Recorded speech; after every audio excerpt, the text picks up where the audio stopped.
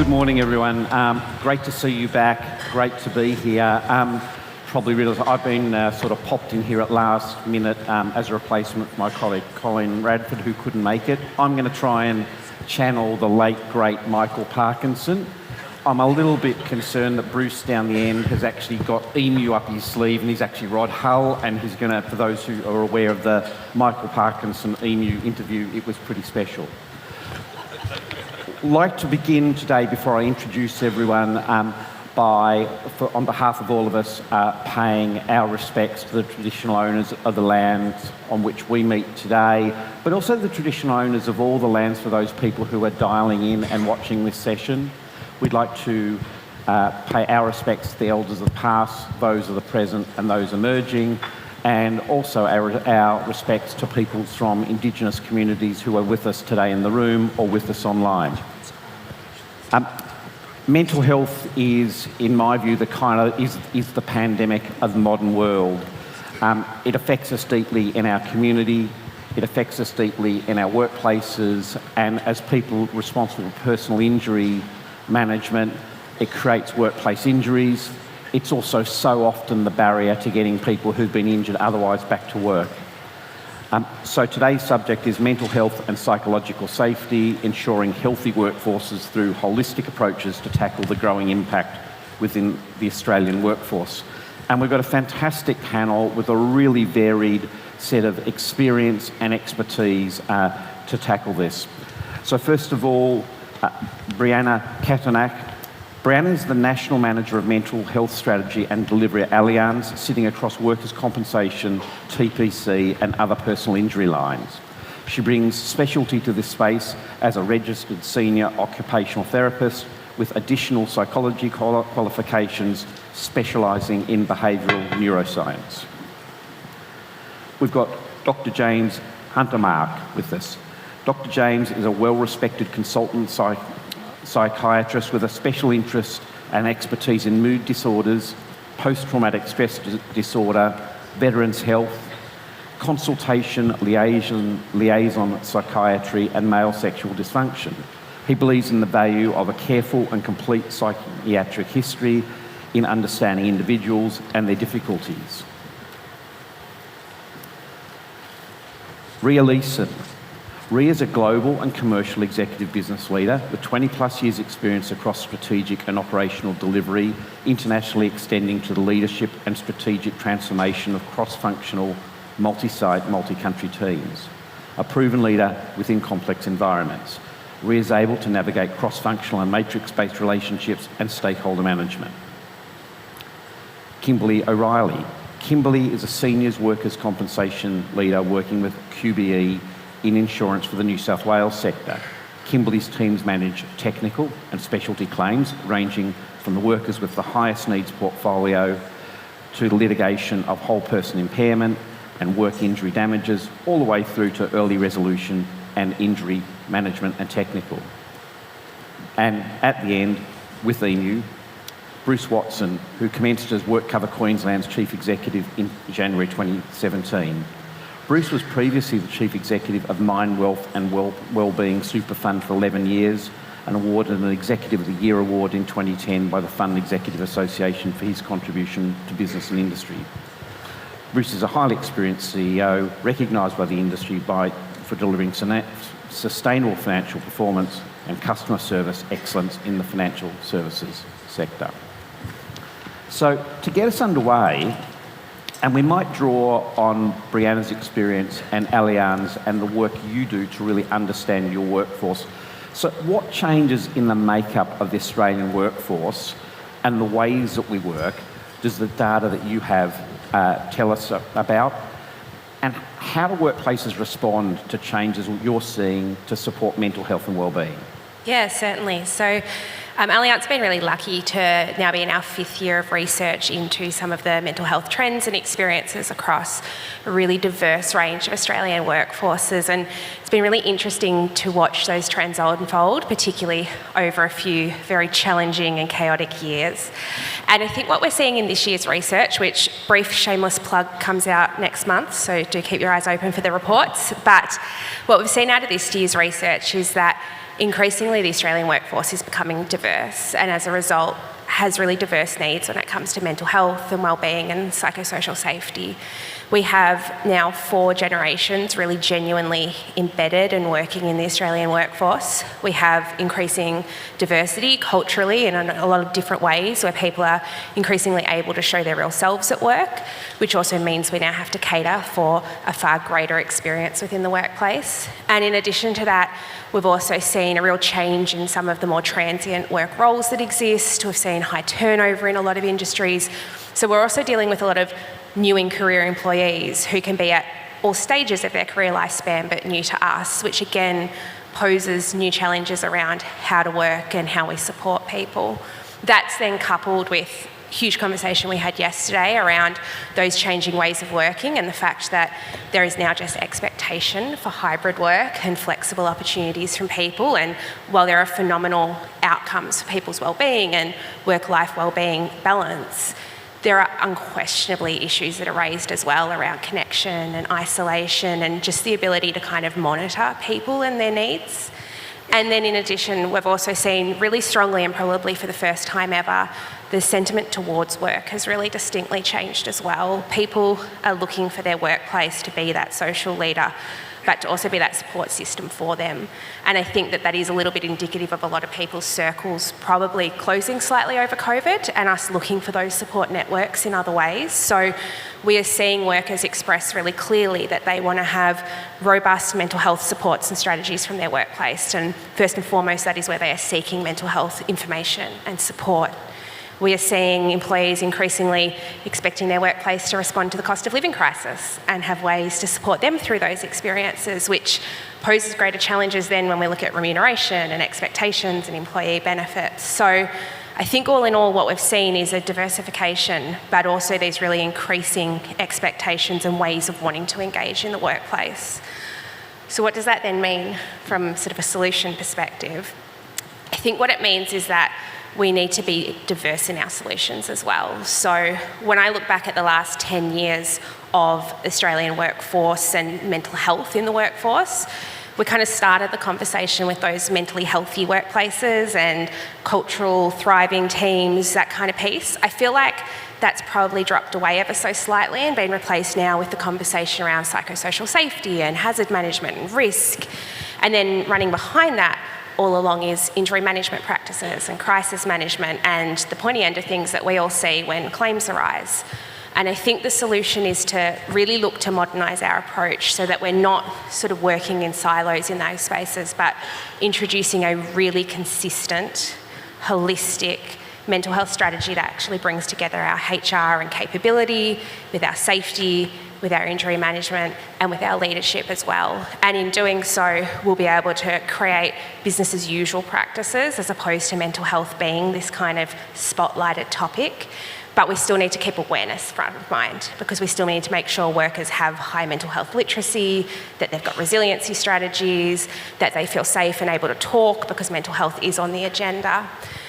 In terms of our research, what's really interesting, I think, is despite the diversity of the workplace, there are 4 things that have come through loud and clear that people are wanting and looking for. And I think there's lots of organisations in this room that probably feel that they've done this to an extent. But I think what we're seeing in the data is that workers are wanting more, or they're wanting a different approach, or a more visible approach, or an approach that better centres and collaborates them in the strategy. And so that empathetic and emotionally intelligent leadership is just a non-negotiable in this space, and really investing in that middle management capability, both as us as workplaces who are very large employers, but also the way that we support our client base with that, because we know it is really the game changer when it comes to claims as well. We're also seeing that workforces are wanting support with how they manage flexible work, and they're wanting more options, but they're also wanting the skills and educations to work really well and productively in that space. So I think we need to come back to our flexible and hybrid work policies and processes, check their fit for purpose, but more importantly, consider how we're actually equipping our workforces with the skills to work effectively in that way. We also have seen workplaces more and more wanting those opportunities for representation and to have a voice within the organisation, and that's where that diversity piece really comes loud and clear, and really looking for opportunities to champion people within your workforce, to create networks and groups and points of connection around things that go well beyond someone's working role, but speak to who they are outside of the workplace and what they want to bring to work. And then finally, really loud and clear was reward and recognition. And I think that won't surprise anyone, particularly when you couple that with cost of living and sort of the very challenging job market that we've seen of late.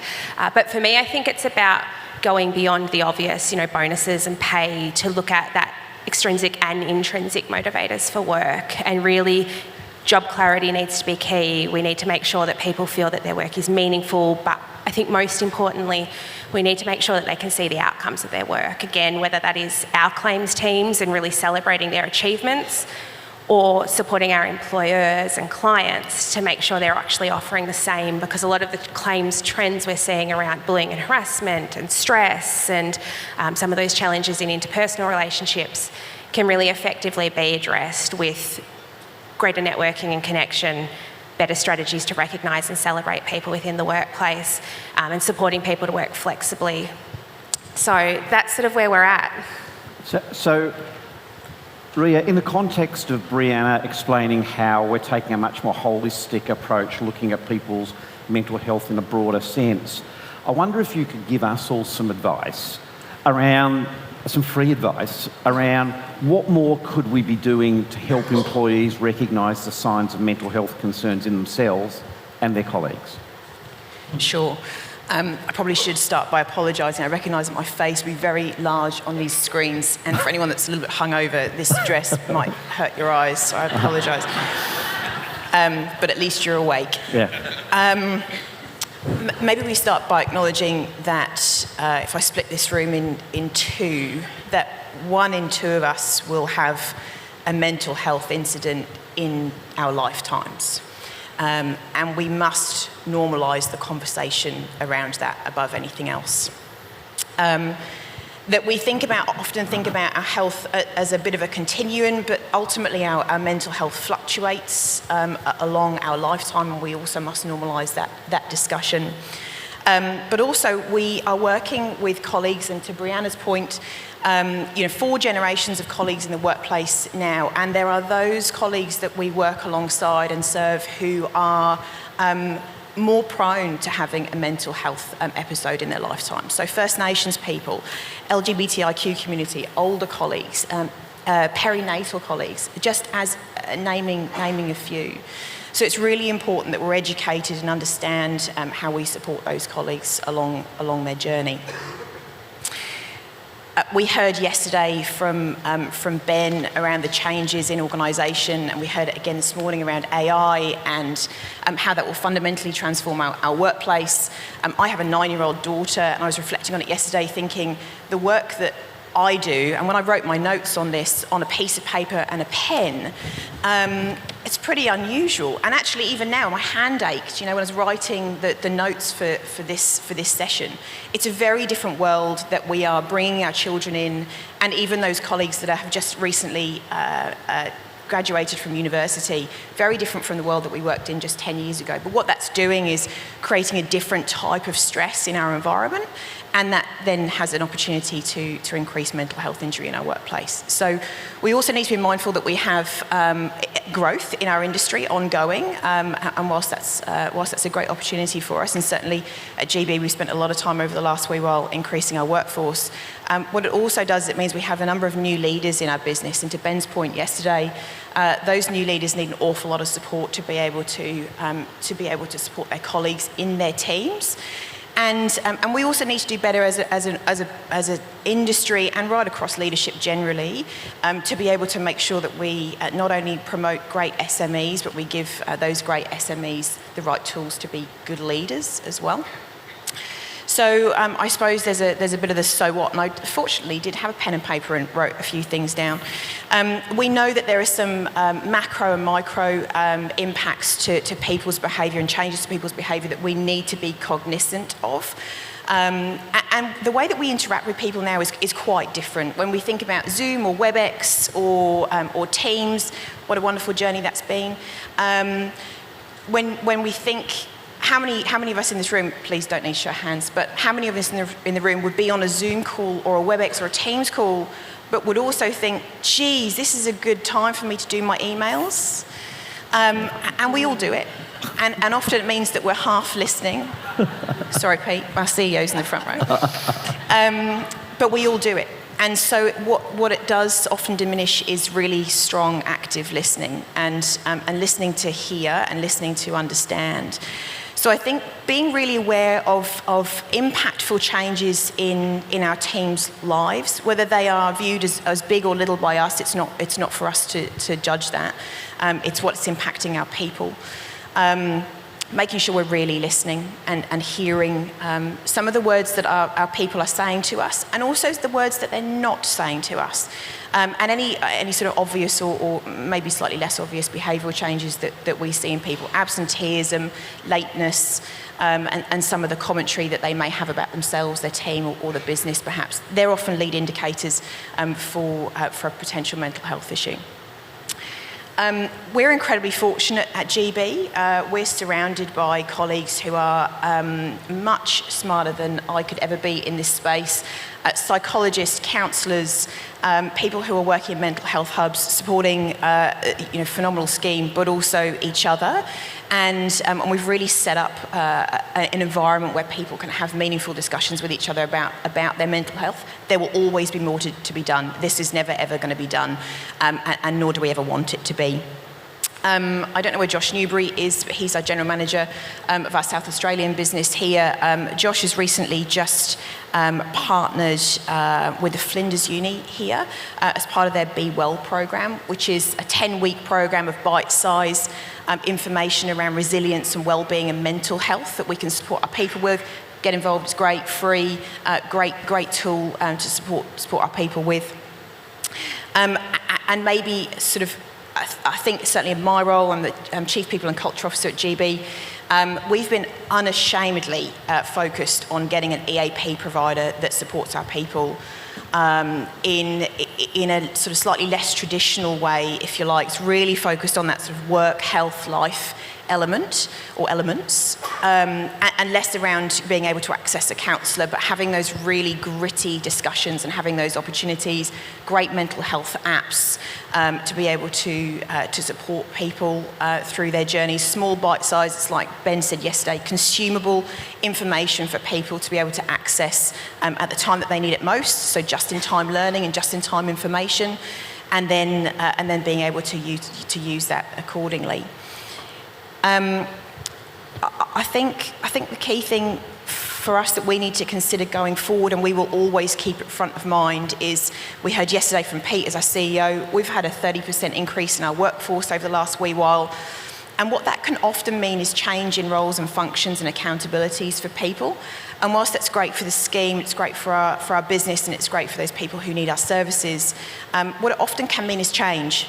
And so we need to be really considered around how we communicate that change, how we make sure people have got really strong clarity of role and function and purpose in our business, and being really mindful around change fatigue and making sure that people are really focused on their role and our performance, and making sure that we get the best out of our people ultimately. Wow. So if we think about what we're saying, we're trying to do more, we're trying to be more holistic, we're getting much smarter, much more focused, but there's a unique dimension to what we do in managing personal injury, and Kimberley will be aware of it because as a portfolio manager, the mental health claims are coming in your door and onto your phones, and as we see those claims continue to come in, more and more of our people are dealing with them. They're having an effect on our attrition rates amongst our claims professionals, and they're also creating a risk in terms of internal psychological safety and exposure to kind of vulnerable customers and cohorts. How are we working through that, Kimberley? I mean, I think Brianna and Ria did a really good job, so thanks for setting me up for that. I guess this is where we find out whether ChatGPT should have answered my questions. Look, I think all of us have spoken to yesterday and today about the challenges that we've faced in our workforces, where we're seeing newer people come into our spaces, where traditionally we reserved those really complex psychological injury claims to experienced claims managers. And coupling that with, we've seen case managers move through a career journey at a faster pace than they ever used to. I know that my people roll their eyes when I say things, well, I was a case manager, and they go, oh, okay, whatever. But it's true. We saw case manager as a career unto itself versus a stepping stone to another role. And I don't think it's about taking away that as an opportunity. I think we are all really heavily invested in developing our people. But I think for QBE, the approach has been we need to invest in developing them in the role that they're in, whilst laterally exploring what else looks like that for them, but also not devaluing the role of case manager as a career itself. Because I think we all get emails, I know I do, where I see it and I get a bit emotional and teary. I think, Brianna, you talked to it as well. As we bring people into our organisations, and because we know we've got the volume of mental health claims coming in at a faster rate, and they're more complex, and our customers want more from us at a pace sometimes that we can't keep up with. Once upon a time, we sent a decline letter and you got it 7 days later. They send an email and the expectation is that they have a response. Whether or not we have internal processes that say you've got 24 to 48 hours to respond to that. We've all received emails and we go, oh, I better get to that. But then we also say to our case managers, look at a file, look at it holistically, and then respond it and wrap it up in a little package and then send it on its way. And they go, I don't know how to do that. So we've obviously looked at it from a holistic view of bringing them into our organisation. How have we screened them in and supported them on that journey, and tried to do it really in a case-based learning approach and using tools and technology that they expect and want from us, but also normalising psychological injury. Ria, you spoke to it. Everyone in this room has a psychological literacy that they didn't have 10, 15, 20 years ago. And great, amazing, but every claim that exists with, at least within my portfolios, could become a psychological injury claim. So I don't want them to be like, this is what we do for psych claims and this is what we do for physical claims. Because at any point somebody could present something to you that you need to respond and react to, and you need to have confidence to do it, but you also have to have really safe spaces to do it as well. And I think that really speaks to the leadership model and investing in our leaders. We see obviously emerging leaders come in and tenured leaders needing to support them. And I think for a leader, we've got some really complex workforces to navigate. There's a big divide in what our teams need at a faster rate than ever. So our approach has been in looking at leadership as a really flexible delivery. What you have to achieve is this, but how your teams deliver it is up to you.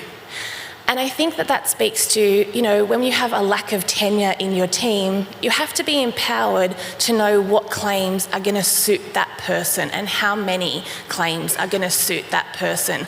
And coupling that with a risk management approach and elevating people leaders to really understand the levers of a scheme and what risk means and data means. Because we collect data. I know a lot of people go, oh, the data's we've always had the data, but are we using it cleverly?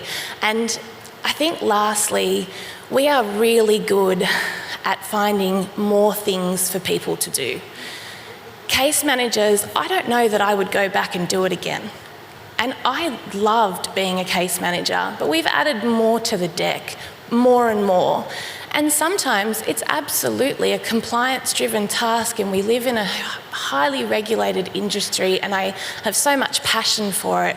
But I think that's what the previous panel is speaking to, right? Where we have to find ways in which to remove tasks that just give no benefit to the end user experience and allow us, particularly in psychological injuries, to connect humans to humans, and then get all of the stuff out of the way for them.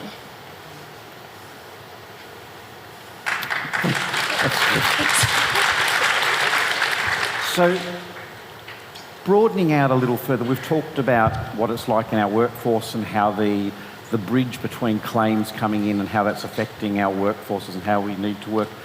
Now, Bruce, Queensland is kind of a sunny place, and we Victorians go up there and take most of our clothes off and have a really good time. So obviously mental injury is it's kind of not a problem up there. But what are you seeing in the workforces, the community, and how's mental injury affecting your workforce? Well, it's a wonderful place. I moved up from down below the border and enjoying every year, and I'm sure I'll settle there.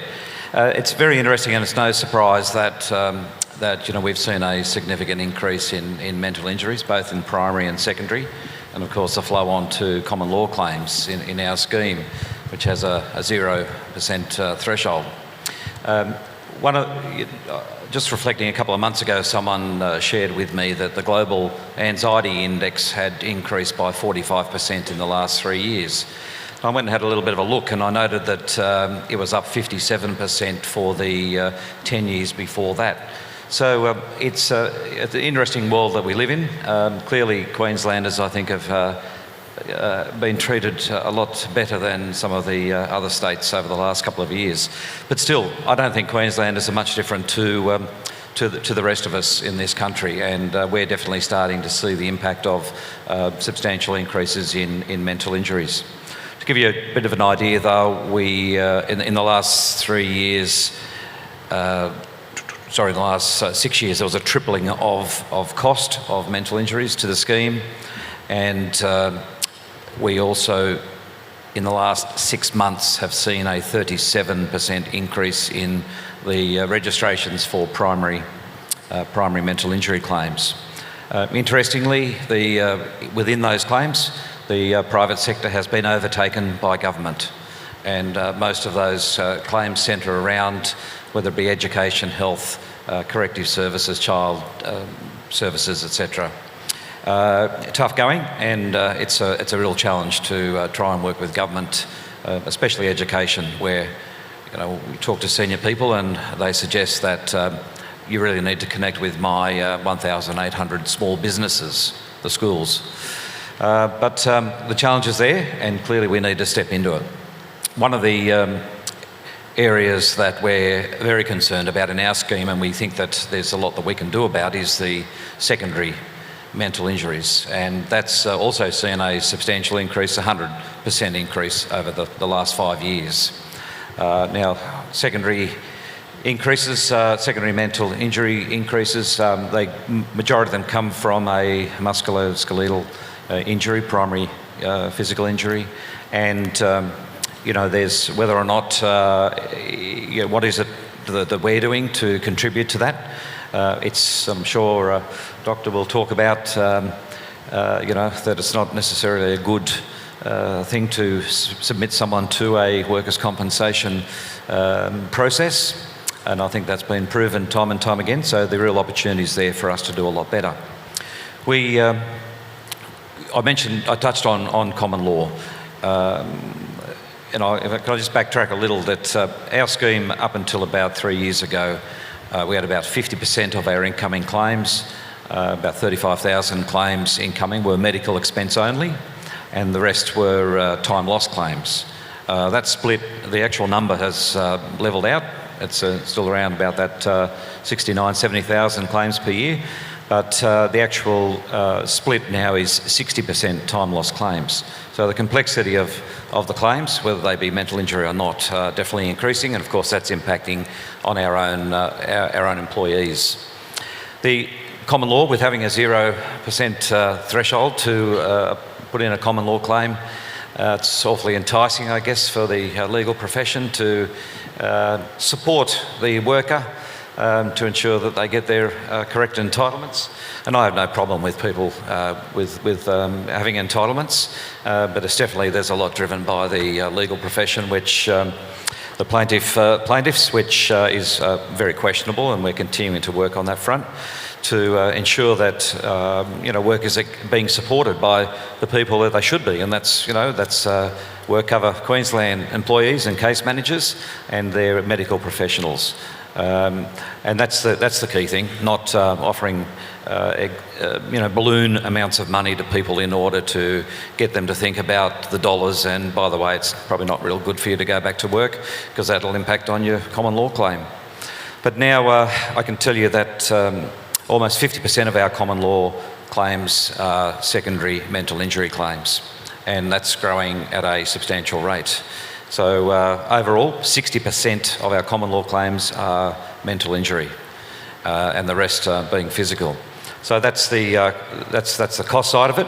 But of course, most importantly, this is about helping people that have got an illness or injury getting back to their best possible state, and supporting our people on the way through.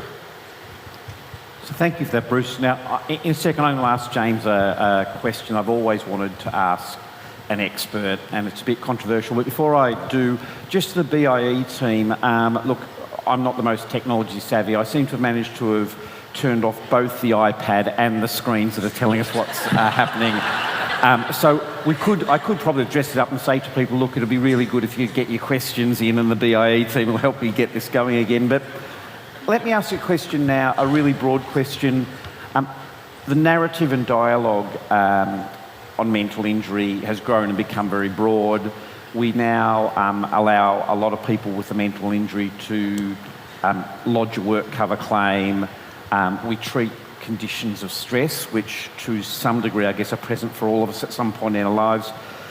So I guess my question, James, is have we medicalised some cases? Are we making it worse for some people by our focus on this?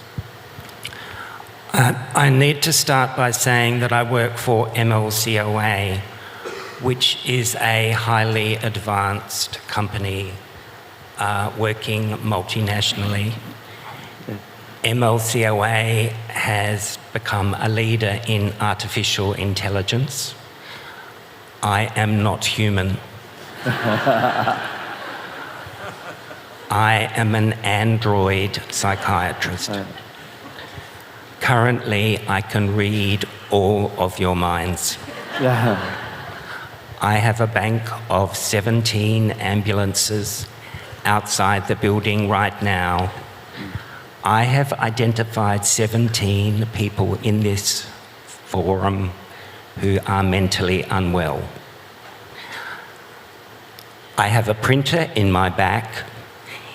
In 25 seconds, it will start printing out the detention orders for those 17 people. You know who you are. Please go to that door of the building. The forms will be with you in about 75 seconds, and quietly make your way down to your ambulances.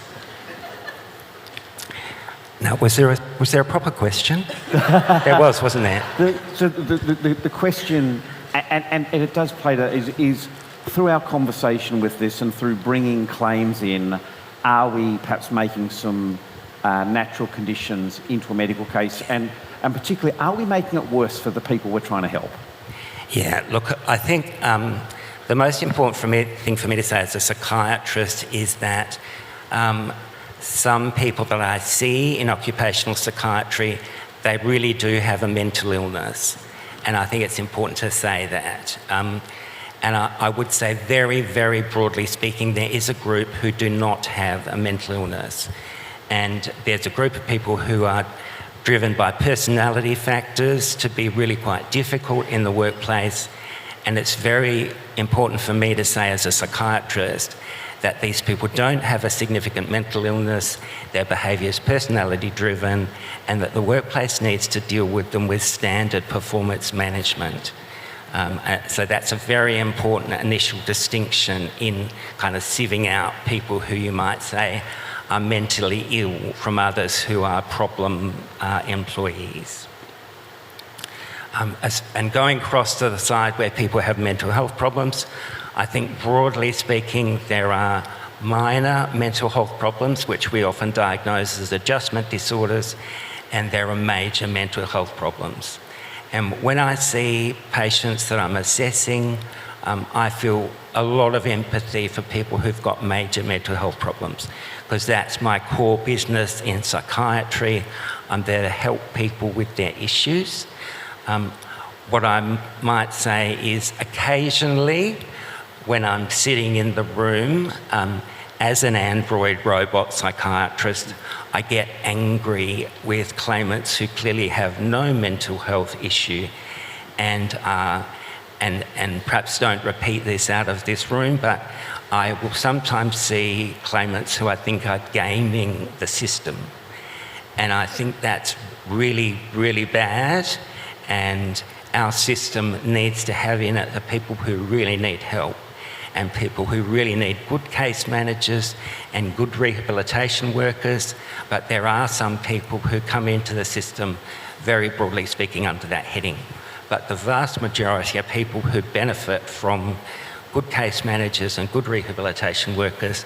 They have got a problem, and the most critical thing by far for them is to get back to work as soon as possible.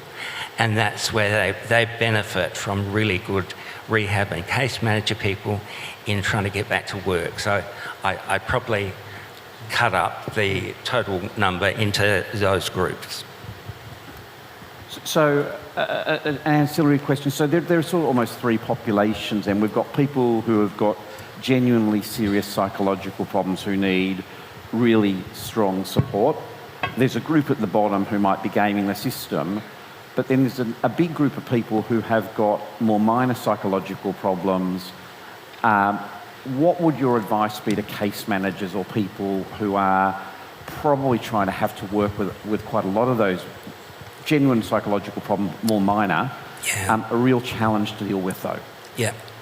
I think one of the real challenges for case managers these days is, if you like, forces from the treating team. This might be the GP, the psychologist in particular, who you feel as case managers and rehab workers, who you feel are working against you. As a case manager or as a rehab person, you can see that you've got a really good return to work plan for this particular worker. You know it's going to help them to get back to work. You know it's going to help them to get out of the workers' compensation system. But the psychologist, and you know, a lot of my best friends are psychologists, he said, but a lot of psychologists will say to you, this person cannot go back to work in that workplace ever. Their boss, Mr. X, is creating a toxic workplace. They can't go back to work there ever. And you know that that's just not the case. You know, it might be they work in a government body where there are 2,000 workers in a huge building in the centre of town. You know this worker can go back to work. And you need to help. You need help in finding ways to get that person to work really quickly, and a way to negotiate that psychologist and that GP to get that person back to work. And sometimes, and it's not that I'm plugging as an android robot psychiatrist to get people to have psychiatrist IMEs every 5 seconds, but sometimes if you get an IME that says, look, this person is fit to go back to work, maybe for the first 2 months they can work in a different section, but the important thing is to just get back there.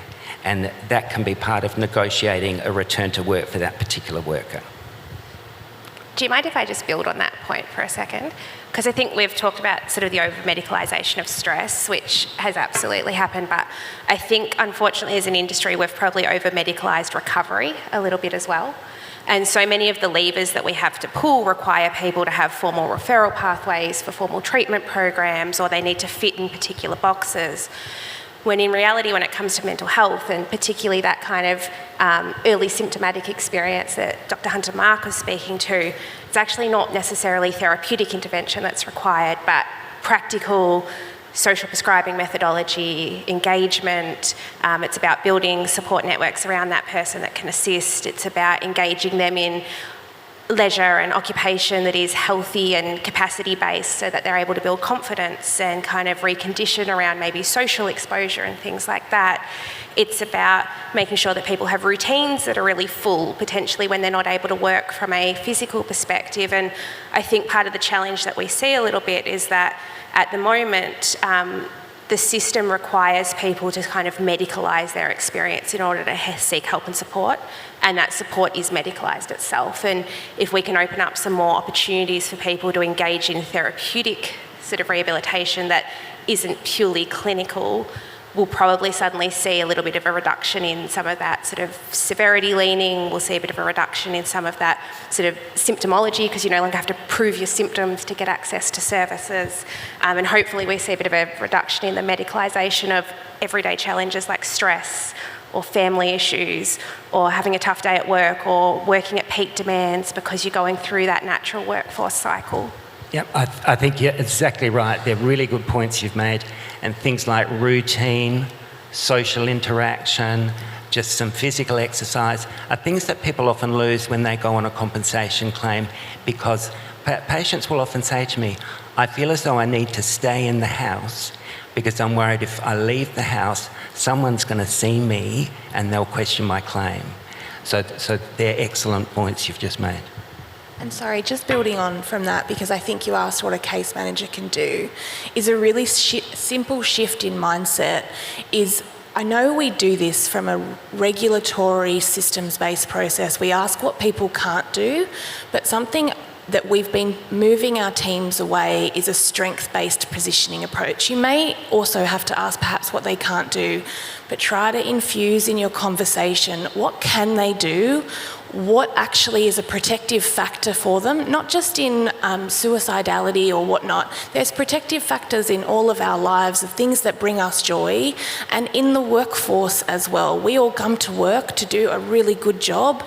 None of us come to work to do a bad job, and most people that we speak to really grieve that identity. So looking as a case manager for that strength-based positioning in your questioning lines. And I think that focus on function is key, because I think there's an education piece probably with treaters, but also very much with employers, that with mental health claims, it's not so much about symptomology, but it's about function. So we can have people at work that are still symptomatic, but with the right reasonable adjustments, the right supports in place, they can still work incredibly successfully. I mean, we heard 45-50% of us will experience a mental health incident in our lifetime. We're not all going to go off work during that period, but sometimes I think that sort of really functionally based, strengths-based approach that we would take in our personal lives, unfortunately doesn't always carry over into the workers' compensation space. Okay, thank you. So I'm going to read, someone's issued a statement rather than a question, but it goes like this. It says, Dr. Android, thank you for being so honest, refreshing and real. So great to hear a professional say what so many of us caseworkers deal with on a daily basis. So well done. Now, Bruce, I've got a friend in the audience and she's a real straight shooter, and that's Dr. Mary Wyatt. And Dr. Mary Wyatt has asked a real straight shooter question that I'm going to send your way, which is, what are insurers doing to prevent the large number of mental health claims in government departments?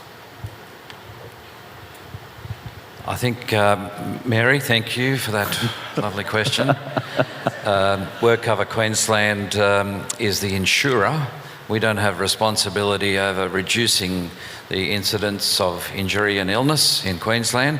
However, I've taken it very seriously since I've got there to ensure that we have a very strong working relationship with Workplace Health and Safety Queensland, and for my sins, I'm a director on the WHS board. What are we doing to reduce? It's really tough going.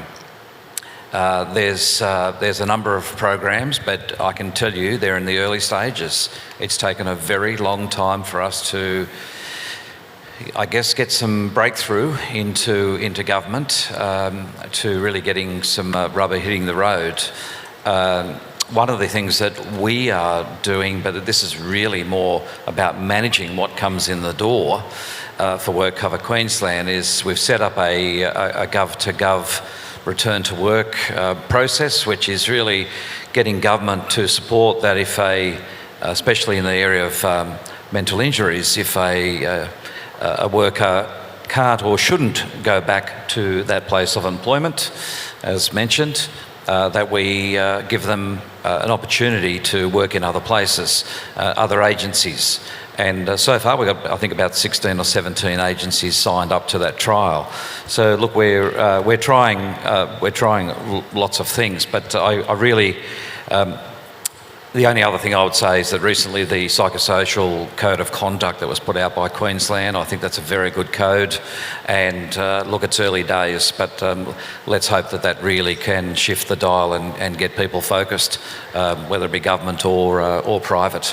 Personally, I've often said to my minister, who's the Minister for Education as well, I'd really love to see government, as the largest employer in the state, really take more of an active role in a public way of being a role model for safe work and for ensuring that people get home safely every day. So just invite other members of the panel who'd like to comment, and it might not just be about government, it might also be about high-risk employers. I can't speak from an insurer perspective, but obviously work in the Insurance for New South Wales scheme, so a claim service provider for government agencies, and I think it lends itself to what I was talking about, that internally we've invested in leaders and recognising the role leaders have to play in psychological safety. I know for New South Wales and the government agencies that I'm really privileged to support. Leadership looks really different for some of those people. For me, leadership looks like mentoring, coaching and empowering my teams to deliver wonderful things in an amazing space. Their role looks like that, but also they have clinical roles where they have to make a decision between saving somebody's life that day and also doing those things as well, and having challenging conversations where perhaps somebody didn't do something in a clinical framework that resulted in somebody dying. I have never had to have that conversation, and I can't imagine as a leader that I've had to make these really competing priority decisions. So I think some of the observations I've had in the agencies that we're really lucky to support is that they're really understanding about that investment in their leadership and leadership as a role unto itself, albeit they will still be clinicians. And also how to have those conversations and recognise and support leaders in those critical incident debriefs as well. I think also, we know that for our scheme that rate of psychological injury is really large. I think the last time we pulled it, it's at in the high 30s.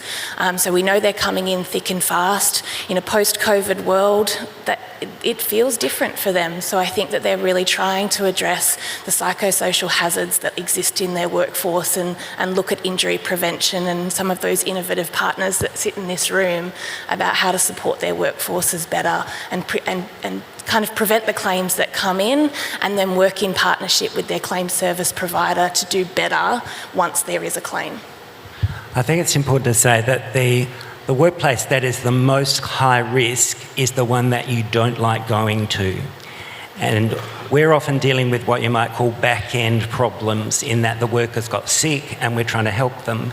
But I think there should be a lot of focus on the front end, if you like, of workplaces, and to make workplaces a place that you want to go to, that you're happy in, and where the management has thought about things like exercise and social activities, and it might be meditation or it might be cupcake day.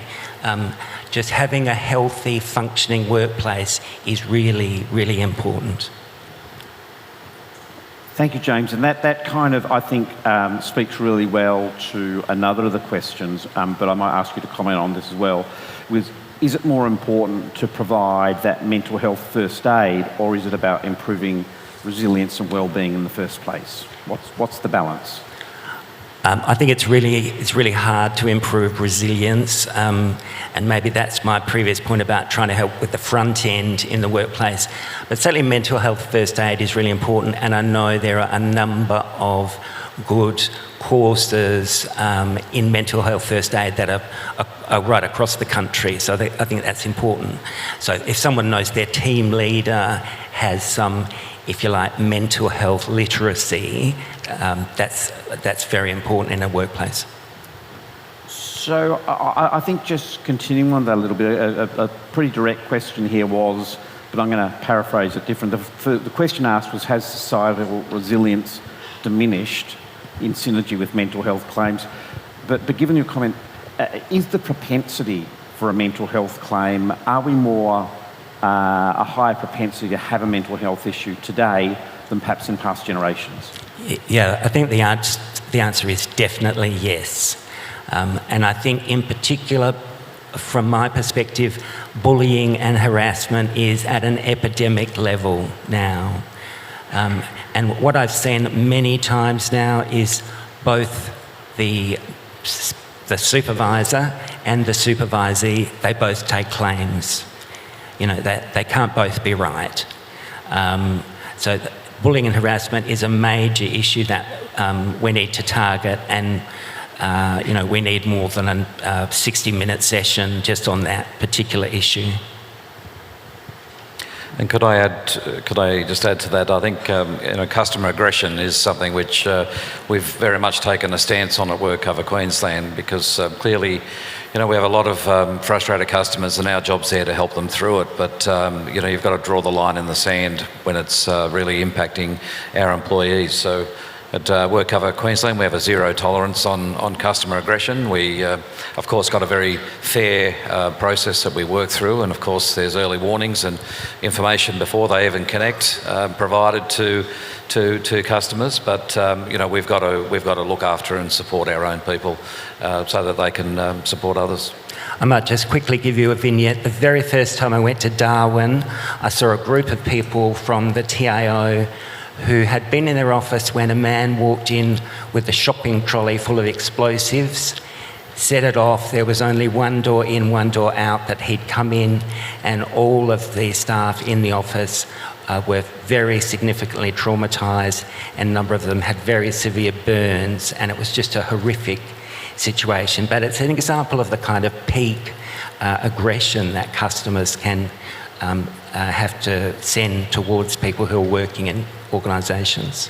I think as well, if we look at this growing trend of mental injury claims and sort of the why that's happening, unquestionably I think we've got some big challenges around bullying and harassment and issues around occupational violence and aggression that are driving a lot of these claims. But when we unpack the claims data, a lot of them are also quite innocuous or cumulative type of experiences where people's sort of challenges in the workforce or a lack of support or whatever it may be has built up over time, and we are now, as claims agents, seeing the resultant fact of that come through in the workers' compensation claims. And so I think we also need to look at sort of the nature of work itself as well.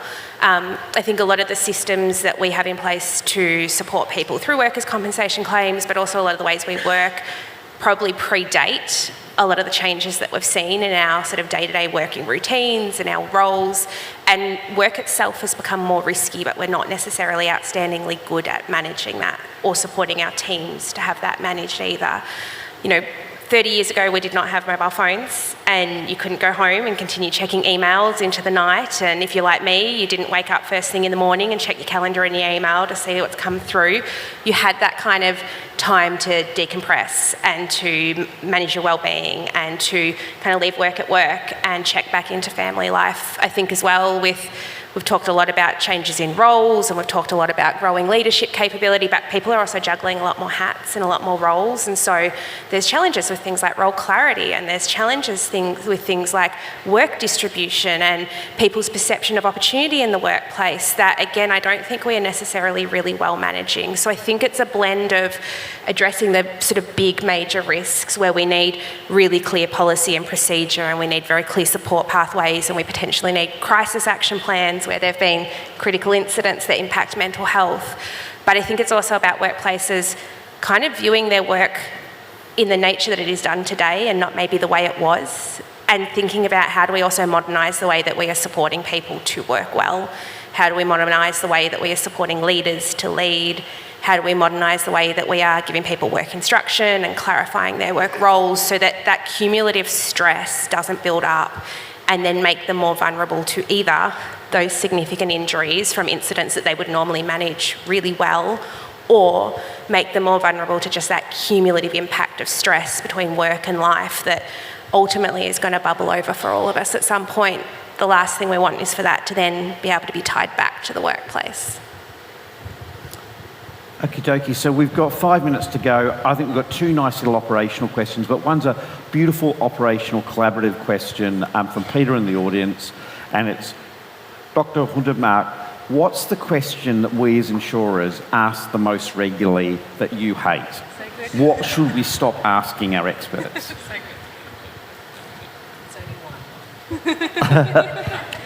Is the patient displaying signs of malingering, symptom exaggeration, or functional invalidity?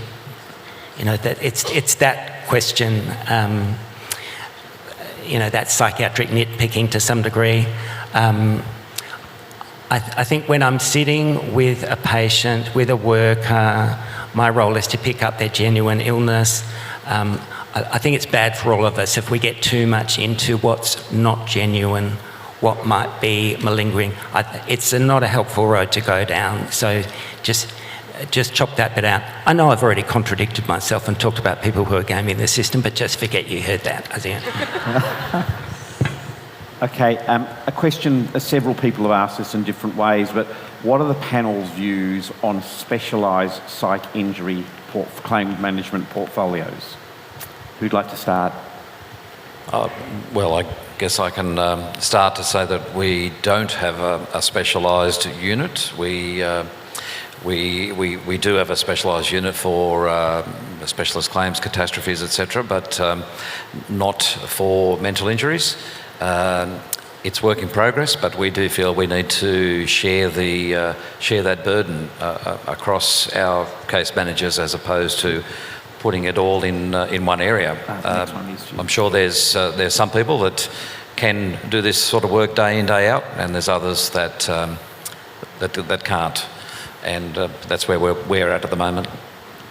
Thanks, Bruce. Now, I've got what I reckon is a health and safety question, and I reckon I'll ask Brianna to do this one, which is, how do you support both those with mental health challenges and the teams that surround them? We're seeing that mental health issues are triggering for others at work. How do we balance providing that support? For me? Oh, sorry, it is for you. Sorry. I probably should have listened better in that case. Could I just very quickly say, I do occasionally have to see people with borderline personality disorder who work in a large organisation, and just very quickly, it's important to get those people out of that organisation if they're acting out, and it's important for that person to take responsibility for their mental health. So my message to the employers is, don't take responsibility for borderline personality disorder or similar really difficult behaviours. That person shouldn't be in the workplace with those behaviours, and from a public service point of view, that's breaching the code of conduct to behave in that way in a workplace. Thank you for saying that. It's a really challenging issue, managing people who are in a difficult set of circumstances. But I think the next question, how do you manage that interaction with a worker with a mental injury and their teammates and the impact it has on them? How do you balance that? I think just to link into Brianna's commentary and also Kimberley's commentary around leadership. Yeah. Fundamentally, this is around us getting much better at articulating challenges in our organisation that we are finding difficult, that we need to talk about better, often, louder, in a way that doesn't have a stigma attached to them, that doesn't make us feel any less. If we had a broken arm or a broken leg, obviously, asking these questions appropriately, of course. But we recognise that there is lots of stuff, for want of a better term, that's happening and swirling around us at any one time in our work. And spending any time with frontline colleagues with a buddy cord and a headphone for just a couple of hours, and you'll walk away from that conversation feeling incredibly fatigued often. And for me, I'm in awe of colleagues who manage mental health injury, physical health injury in our schemes. It's phenomenal work. But ultimately, it's around tooling up our leaders to be able to identify issues early and often, being able to articulate those to leaders and have those meaningful conversations back and forth, and being able to provide instant and ongoing support for colleagues in difficult situations. We've often talked about what it actually takes to recruit colleagues into this industry, which is frankly a pretty tough job. Right? It is not easy work, and what it really looks like to be able to get the right candidates into our organisations who want to do this type of work. And whilst that's one part of it, is also making sure that we're building really strong support networks around them to be able to deliver that work well and feel fully supported. Noting my earlier point around mental health being a continuum and it not ever being linear. And I am -4 seconds. Okay, so could we perhaps finish on Ria's fabulous tribute to all of us in the audience who do this work, and particularly our people who are at the front line, who are just, the work they do is awesome. I'd like the audience, if you could, to thank the panel for their thoughts, their preparation,